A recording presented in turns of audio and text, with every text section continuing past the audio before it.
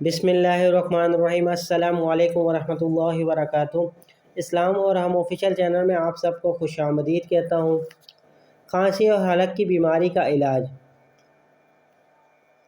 خالص شہد کھانسی کا بہترین علاج ہے۔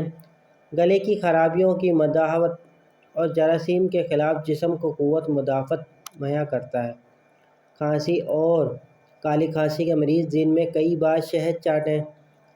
شہد اور ادرک کالی کھانسی کا علاج ہے۔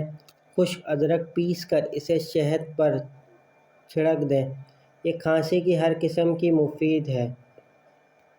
اس مرکب کو روزانہ 7 دن تک صبح و شام چاٹیں۔ میٹھے انار کا جوس نکال کر اسے چولہے پر پکائیں۔ جب وہ گاڑھا ہو جائے تو مریض کو بار بار چٹائیں۔